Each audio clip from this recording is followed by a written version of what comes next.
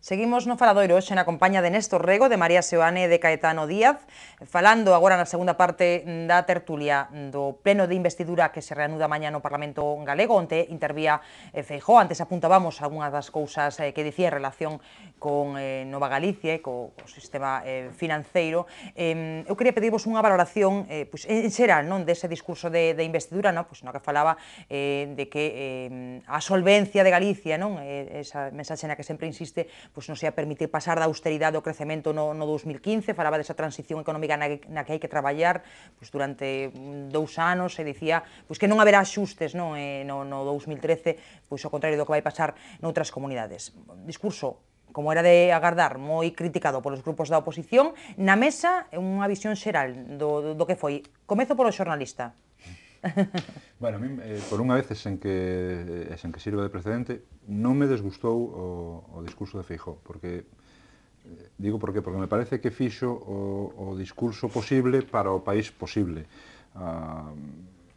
El sigue mantendo a súa bandeira de control do déficit, esa obsesión que el ten case polo déficit cero, pero introduciu na folla de ruta as políticas de crecemento, que para min son fundamentais. Eu creo que a única maneira de sair é cun equilibrio entre axustes e políticas de crecemento da economía, reactivar o tecido productivo galego.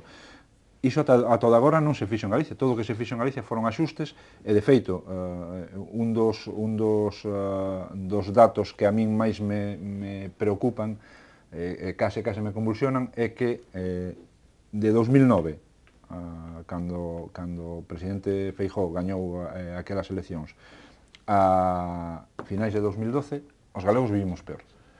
Iso ten que ver, evidentemente, ca situación xeral desta grande recesión na que estamos todos inmersos, pero tamén ten que ver cas políticas de xestión gubernamental que se fan desde Galicia, porque evidentemente os gobernos teñen a súa responsabilidade no nivel de vida da xente, no estado do benestar, non podemos obviar iso, non? Bueno, eu creo que entre pedir o imposible e quedarnos co que nos dan, conformarnos co que nos dan, habería que mirar un camiño intermedio, que é o de estimular o noso tecido productivo, e algo que ao que tamén fixo referencia a Feijóo no seu discurso, que blindar os servizos sociais. Entendeu que uns servizos sociais de calidade, non? Porque é certo que o estado do benestar está cada vez máis desafiuzado e prácticamente irreconocible. En ese senso, no que a min me parece razonable o discurso de investidura de Feijóo. Igual é que xa é certo que me conformo con pouco, pero e é moi posible, a crise vai nos pasando factura a todos. Pero, para min, xa digo, introducir no discurso dun presidente que ergueu durante 4 anos a bandeira da austeridade, as tesoiradas a diestro e siniestro, introducir a necesidade de articular políticas de crecemento, pareceme un cambio cualitativo importante. Veremos como se sustancia eso e como se consigue, porque de momento é unha declaración de intencións, pero bueno, eu voulle conceder de momento o beneficio da dúbida. A ver, Néstor María, o que queira. A ver, eu non vexo que haxe realmente moito cambio. Globalmente pareceume un discurso sen contido, sen propostas, sen ideas, sen ambición, porque fixémonos que as poucas cousas concretas que dixo foron repetición de elementos, dos poucos elementos tamén concretos que utilizou na campaña, porque na campaña electoral é verdade que non se sabía exactamente cales eran as propostas do Partido Popular. Estou pensando, imos crear 6.000 novas prazas públicas en servizos sociais, imos facer non sei cantos centros de saúde, acabar o Hospital de Vigo e ampliar outros 3. Ben, e pouco máis, é dicir, non hai eu creo que políticas concretas para este país, e non me parece tampouco que haxa unha convicción de que é preciso modificar o rumbo, porque Caetano fai referencia a que introduce as políticas de de crecimento, mas como ti mesmo dixeches, é unha simple declaración, creo que dixo literalmente que iba a haber nos orzamentos do ano 2013 un fondo, máis sin concretar cal vai ser a cantidade, como vai actuar, como se vai activar ese fondo para incentivar a economía, apoiar o que se di sempre os emprendedores, etc. Mas eu creo que hai moito grau de inconcreción, pero se nos fixamos en cuestións xerais mesmo, Feijóo dixo onte que grazas á solvencia as políticas de austeridade Galiza vai medrar no ano 2015. Hoxe, eu creo que onte mesmo, e hoxe podíamos volverlo a escoitar, Mariano Rajoy, frente ás previsións da OCDE, ese anos horribles que anuncia para o 2013, dicía que España vai medrar no ano 2014. Que quere dicir? Está apoiado no informe do FMI. Sí, pero que quere dicir, entón? Que, carai, que España vai medrar no ano 2014, Galiza non vai medrar ata o ano 2015, é dicir, o horizonte que nos cifra, o que nos enfrenta Feijóo, é, desde logo, menos ambicioso e máis pesimista que o horizonte que pon diante Mariano Rajoy, con independencia de que, claro, como se pode entender, a credibilidade que lle dou a unha previsión e a outra é prácticamente a mesma. Claro, eu o que vexo é que, frente a esas ideas xerais, non falou Feijóo dos problemas reais do país, cando fala de apoiar os nosos sectores productivos, non toma conta, por exemplo, que ali diante tiña unha manifestación de gandeiros que protestaban polo ruinoso prezo do leite que obriga a pechar explotacións e continúa sendo un sector fundamental porque Galiza produce o 40% aínda hoxe, despois de todas as reconversións que supuxeron abandono de explotacións, aínda hoxe produce 40% do leite do Estado español, non? E a Xunta de Galicia que fai en relación con este problema? Non dixo nada, nin fai absolutamente nada, o que fai en relación co sector pesqueiro, coa flota cefalopodeira, coa flota de Mauritania, etc. Non está facendo nada. Que fai en relación coa construcción naval? Mais para lá de anuncios, ben, e agora teríamos a ocasión e a oportunidade, non? Con esta nova situación que nos abre o Taslís. Pero, aínda así, até ahora ficamos en declaracións de dubidosa fiabilidade, non? E cada día que pasa pois se confirma que efectivamente non teñen moita base, non? Entón, eu creo que o problema do Partido Popular e de Feijóo neste momento é que non ten nada real que lle presentar á sociedade e eu creo que quedou moi en evidencia no discurso de investidura, non? A ver, a análise que fai María. Bueno, eu creo que en nada de tempo, porque xa anunciou ademais o presidente que en breve vaise presentar o proxecto de orzamentos para a Xunta de Galicia e podemos ver esa concreción que demanda Néstor Rego, non? E eu creo que o discurso de investidura trátase de outra cousa, trátase de falar do que vai a facer a grandes rasgos, a niveis xerais, nunha legislatura, para eso pide a confianza do Parlamento de Galicia. Eu creo que este discurso de investidura, efectivamente, como decía Caetano, estuvo moi centrado nos problemas da xente, porque, por unha parte, a austeridade, eu creo que sí, a xente ve que é necesaria e que non se pode seguir gastando o que non se ten, e por eso lle deu un apoio mayoritario na última cita coas urnas en Galicia. Esa austeridade que onte denominaba o presidente eficiencia no gasto, no uso dos recursos públicos e tamén falaba desa terceira fase de racionalización da administración paralela, de desmantelamento da administración paralela que tanto gasto conleva e, por outra parte, creo que é fundamental pois falou desa parte do crecemento, do crecemento, do plan de formación que anunciou. Eu creo que é bastante concreto, no fondo para o crecemento, que seguramente estará no proxecto de orzamentos que en breve estará no Parlamento de Galicia. Falou de competitividade da economía galega, falou tamén de medidas fiscais e axudas, subvencións aos emprendedores, que eu creo que que estar ao carón dos problemas da xente. Agora mesmo os emprendedores o que máis necesitan neste país é efectivamente crédito, confianza, e que esas axudas fiscais, ese financiamento, esas subvencións van a axudar a que os emprendedores vayan adiante. Eu creo que eso sí que é estar preto dos problemas da xente. Tamén falou do sector lácteo, falou do problema do leite e falou tamén dos desafiuzamentos, que eu creo que tamén é estar preto dos problemas da xente. E, por outra banda, decías que a oposición non estaba de acordo onte con nada do que decía o presidente. Home, estamos pois moi afeitos xa a que absolutamente nada do que diga o presidente no discurso de investidura, calquera presidente que se presente a ser electo no discurso de investidura, ningún partido da oposición ve nada, en nada, algo positivo do que vaya a decir o presidente, pero xa a priori, é dicir, basta que sexa do outro partido, que hai que facer ali unha análise absolutamente crítica con todo, diga o que diga o presidente. Por lo tanto, a min pareceme que os discursos da oposición foron moi partidistas e, lamentablemente, non houbo nada destacable dos discursos da oposición. Se queredes apuntar algo moi brevemente, que temos que falar. Eu non estou de acordo, me parece que ese argumento, iso non é verdade en moitas ocasións, cando hai elementos nos que se pode coincidir. Eu creo que temos visto demostración de que se pode recoñecer efectivamente un adversario político que algo fai ben. O problema é que este argumento agora utilízase para xustificar pois un discurso no que, a pesar de todos os esforzos que fixo aquí María por decir falou disto, falou do outro, non houbo contido práctico ningún, porque a mí non me serve de moito que fale dos afiuzamentos, que diga que efectivamente pois iso é algo que non se debe producir, se a responsabilidade do Partido Popular política... Pero fixo unha proposta concreta que foi unha bolsa de pisos valeiros a disposición... Non é unha proposta concreta, non? Iso é unha idea que en todo caso estará ben. Eu digo, dos que non queden sin casa. Ti falabas do apuntamento que quero facer en relación coa austeridade. Eu creo que o problema é que se mantén as políticas de austeridade concebidas como recortes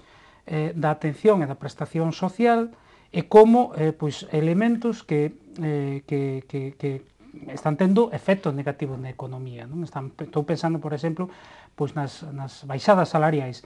Xa non falo dos empregados públicos, é igual públicos ou privados, porque detrás dos públicos van os privados, que ten un efecto negativo sobre o consumo e, por tanto, continúa deprimindo a economía. Pero é que, ademais, eu creo que o asunto é que o Feijóo e o Partido Popular se perden buscar eufemismos para recortes sociais e austeridade. A mí parece moi ben que agora se chame eficiencia no gasto, pero esa eficiencia non se ve por igual, por exemplo, no que podía ser perfectamente recortable, que son o número de asesores que ten Feijóo, ou en que non se debeu destinar máis de 4 millóns de euros a eliminar libros escolares por o simple feito de que estaban en galego. Por certo, acaba de sair unha sentencia, 3 sentenzas do Tribunal Superior de Xustiza de Galicia que di que o decreto de Feijóo que motivou esa destrucción de libros por o simple feito de estar en galego ten elementos que non son constitucionais e que son ilegais e, por tanto, que hai que corrixir, e non se ven moitos outros elementos. Entón, eu creo que simplemente continuar justificando unha maneira de actuar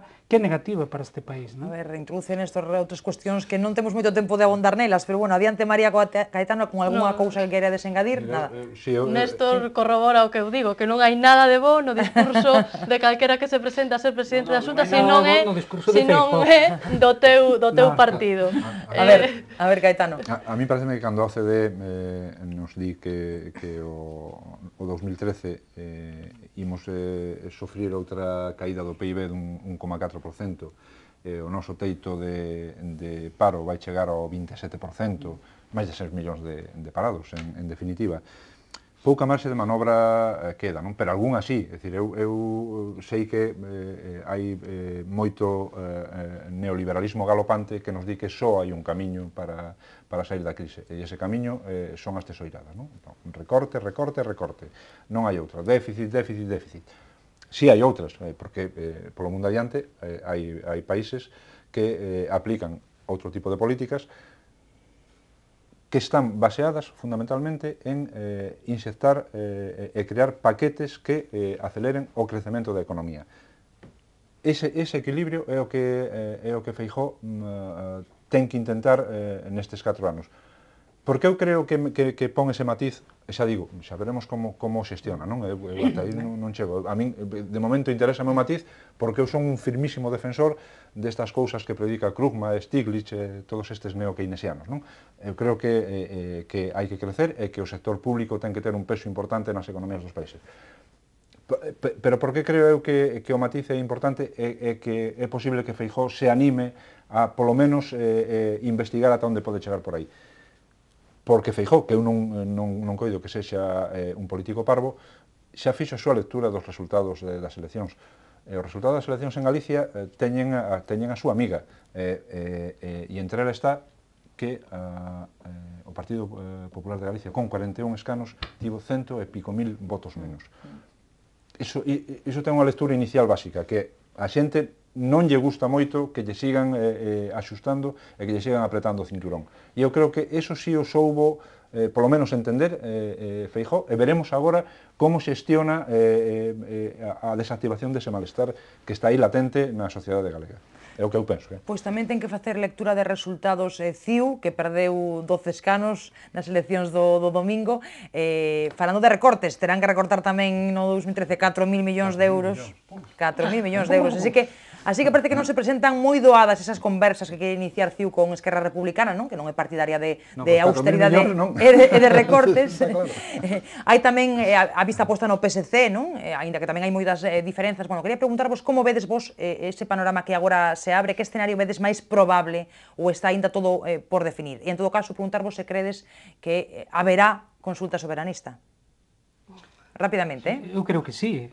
A ver, eu creo que cando Rajoy e outra xente fai unha lectura de que a derrota, malos resultados de CIU son unha derrota da folla de ruta cara á soberanía, están radicalmente equivocados, porque que os números din outra cousa. Os números din que o electorado catalán optou por forzas máis claramente soberanistas que CIU, e máis claramente forza de esquerda, é dicir, o que fixo foi desprazar a confianza dunha forza soberanista como CIU, pero que practicou políticas de dereita, de recortes sociais, para forzas que son máis coherentemente soberanistas e que ademais están en contra dos recortes, como é o caso da Esquerra Republicana de Cataluña, a candidatura de Unidade Popular ou mesmo Iniciativa por Cataluña.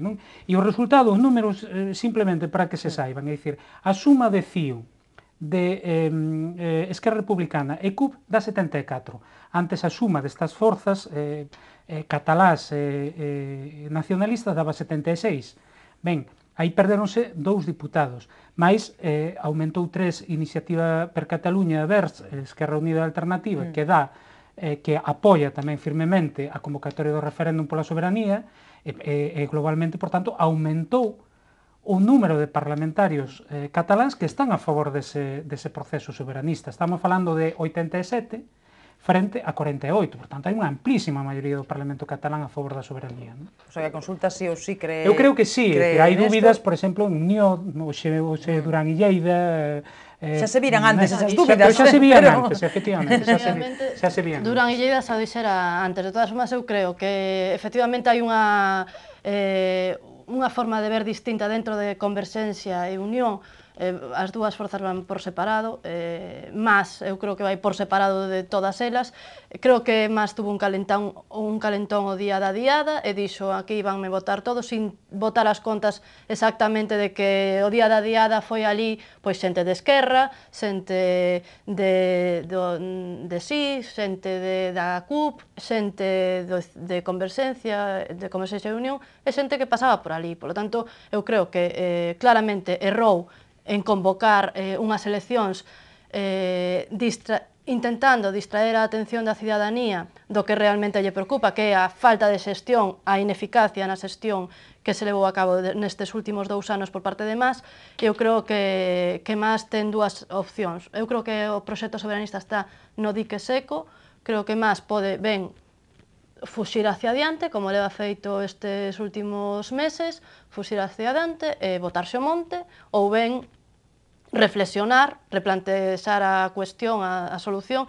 Eu creo que eso lle leva irremediablemente a dimitir, e eu creo que dentro dos dous partidos vanlle exixir responsabilidades deste fiasco, porque eu creo que foi un ridículo electoral pasar de 62 a 50, e sobre a lectura que fai Néstor do tema de que pasaron de 76 a 74, efectivamente perderon 2 deputados, eu tamén fago outra lectura, non? Se falamos de porcentaxes, pasou no 2010 as forzas, en porcentaxes, as forzas non nacionalistas pasaron do 41% en 2010 ao 45 e pico por cento no 2012 e as forzas nacionalistas baixaron do 48 ao 47%. Por lo tanto, eu creo... Estás faltando aí a Iniciativa per Cataluña.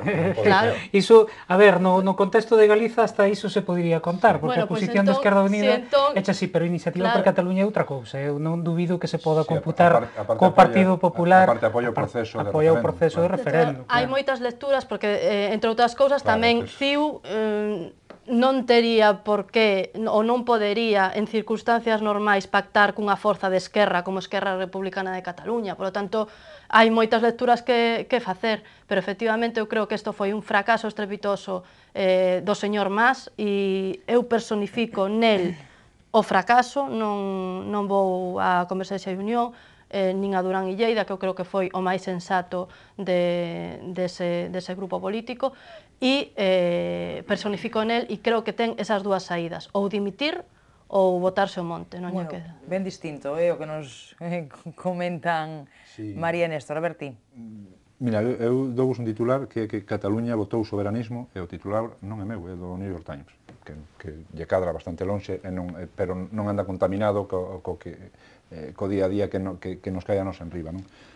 Coincido con María en que as eleccións catalanas son un castigo a Mas.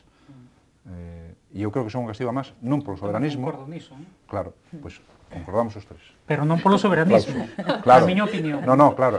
Para políticas de dereita. Para min é un castigo a Mas, básicamente polos recortes.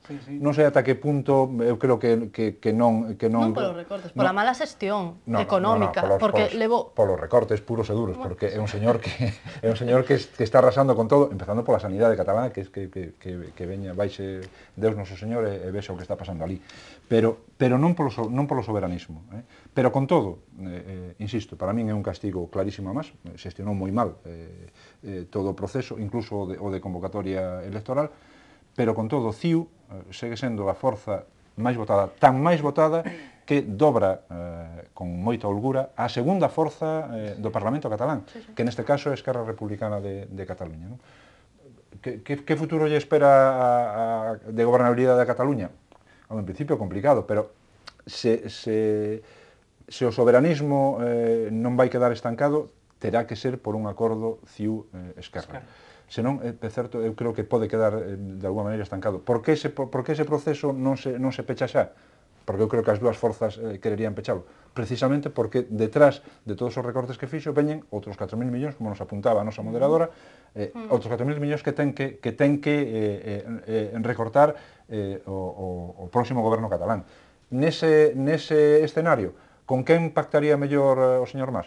Co PP. Eu teño absolutamente claro. Onte era o que se apuntaba tamén aquí na mesa. Pero tamén é cierto que hai un problema interno, e o apuntaba Néstor Rego, hai un problema interno en Converxencia e Unión sobre si hai que facer o proxecto soberanista ou non. E eu creo que por esa razón, polos enfrentamentos que hai dentro de Converxencia e Unión, non vai haber un proxecto soberanista. Esa de referente... Claro, dentro da... Un pouco peso dentro da alianza. Dentro da alianza. A ver, eu creo que aí... Efectivamente, hai unha dificultade que todo o mundo ve, que é o acordo, primeiro, hoxe eu creo que é impensable, o acordo de CiU co PP, despois do grau de polarización que houbo. Bueno, pero xa ti sabes moito mellor que nós, moito mellor que a min, igual non que María, pero que en política pode pasar calquera cousa. Pareceme moi difícil iso, non? Xa sabes que Mariano Rajoy e o señor Durán tiveron un debate de guante blanco esta mañá no Parlamento. Moi amigos, moi amigos. Pero Durán é Durán. En todo caso, un pouquinho máis fácil fácil co PSOE, ainda así con moita dificultades. O PSC, eu creo que neste momento Pero tampouco lle Pera interesa. Navarro xa dixo que non. Especialmente. PSC E a dificultade con sigue- Esquerra Republicana, se sigue no que baixando. Esquerra Republicana xa dixo que ia facilitar a gobernabilidade, dixo que ia facilitar a gobernabilidade. Outra cousa é que non entre nun goberno porque non vai avalar política de recortes. Pero cuidado que ao mellor a xente que está pensando que o efecto de todo isto é que a consulta sobre a soberanía vai ficar adiada sine die, ao mellor equivócase no sentido de que ao mellor a contrapartida de Esquerra Republicana é a consulta de forma inmediata ou prácticamente inmediata, non? Sí, pero porque iso tamén precisa aplicar recortes, aí é o grave problema que ten. Xa sei, por iso digo que ao mellor non está doado, a verdade diso se sustancia a cuestión da consulta, non? Entón eu creo que hai un escenario moi aberto. O escenario que máis vexo neste momento é un goberno en solitario de CiU pactando agora contigo, agora con el. É que, de feito, RC, Esquerra Republicana de Cataluña, xa dixo que non iba a garantir a gobernabilidade, iba a garantir a investidura de Mas, en principio, e despois garantir a gobernabilidade e votar os seguintes orzamentos. E xa dixo que como non haxa unha data, ou seja, unha amenaza, é dicir, unha... Por iso digo que seguramente como non haxa unha data de referéndum ou de independentismo, entón non lle votas orzamentos. Ti fíjate que Mas pactar co diaño. O seu compromiso electoral era que o referéndum sería na próxima legislatura, é dicir, nun prazo de 4 anos. Por iso digo que o mellor efecto destes resultados é que o referéndum é no ano 2013. Porque Esquerra Republicana xa dixo no ano 2013, eu creo que dentro, internamente incluso vai a ter moitísimas trabas, en todo caso, antes do 11 de setembro do ano 2014, que sería, pois, como sabemos, unha data emblemática, porque sería o 300 aniversario da derrota das tropas catalás, non? Das tropas catalás austriacas, de Carlos de Habsburgo. Frente aos Borbóns. Porque se nos poñen, claro, frente a Felipe V, pero non ten nada que ver con catalás españois, que Felipe V era francés e Carlos era de Habsburgo. A ver, que teño que despedir, que entramos noutras cousas. En calquera caso, Susana, o grande derrotado de toda a historia das eleccións en España vai gobernar Cataluña. Eso que quede claro tamén. Bueno, pois a ver. Do que pase ali o grande derrotado porque foi o que gañou as eleccións. Pode ser o grande derrotado. Non, é o grande derrotado porque el quería unha maioría absoluta. Pero volvemos a lembrar, porque senón é que parece que as cousas son de outra maneira, o que ti mesmo dicías, é que CiU non só é a primeira forza, senón que máis que duplica a segunda forza. En todo caso, CiU gañou as eleccións, en todo caso, as enquisas volveron fallar, non? Que tamén pero xa se están explicando e creo que van ter razón. Bueno. Pois xa mo comentarás. Bueno, xe deixémolo aquí, moitísimas grazas a Néstor, a María e a Caetano, grazas aos tres por acompañarnos, grazas a todos por seguirnos un día máis, mañá máis tertulia, mesma hora no mesmo sitio.